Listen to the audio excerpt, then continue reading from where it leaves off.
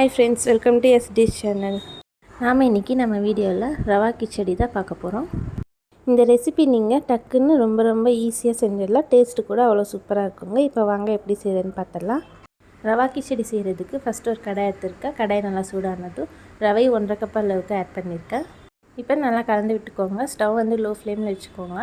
இப்போ லைட்டாக golden brown colour வந்தப்போ ஸ்டவ் ஆஃப் பண்ணிக்கோங்க. இப்போ அப்படியே இருக்கட்டும்.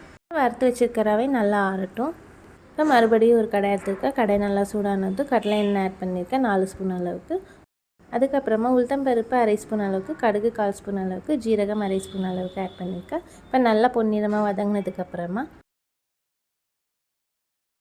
துருவி வச்சுருக்க இஞ்சி 1/4 ஸ்பூன் அளவுக்கு ஆட் பண்ணிவிட்டு அதையும் நல்லா வதக்கிக்கோங்க. இப்போ ஃப்ரெஷ்ஷான கருவேப்பிலை கூட ஆட் பண்ணிக்கிறேன்.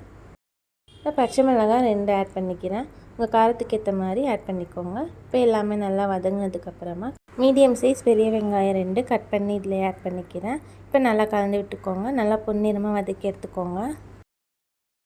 இப்போ வெங்காயம் நல்லா வதங்கிட்டு இருக்கும்போது கேரட் 1 கப் அளவுக்கு ஆட் பண்ணிக்கிறேன். கூடவே பீன்ஸ் 1/2 கப் அளவுக்கு ஆட் பண்ணிக்கிறேன். அதுக்கப்புறமா கூடவே கட் பண்ணி வச்சுருக்க ஒரு தக்காளி இதிலே ஆட் பண்ணிவிட்டு நல்லா வதக்கிக்கோங்க. எல்லாமே ஒரு 80% வதங்கினா போதும். இப்போ கூடவே கல்லுப்பு கொஞ்சமாக ஆட் பண்ணிக்கிறேன். இப்போ நல்லா கலந்து விட்டுக்கோங்க. இப்போ பாருங்கள் ஒரு 5 நிமிஷம் நல்லா வதங்கி வந்துடுச்சு. இப்போ இது கூடவே மஞ்சள்தூள் 1/4 ஸ்பூன் அளவுக்கு ஆட் பண்ணிவிட்டு நல்லா கலந்து விட்டுக்கோங்க. இப்போ எல்லாமே நல்லா வதங்கி வந்துடுச்சு. இப்போ இந்த ஸ்டேஜில் தண்ணி ஆட் பண்ணிக்கலாம். 1 கப் ரவைக்கு 3 கப் அளவுக்கு தண்ணி ஆட் பண்ணிக்கிறேன். நீங்கள் எந்த கப்பில் ரவை எடுக்கிறீங்களோ அதே கப்பில் தண்ணி ஆட் பண்ணிக்கோங்க.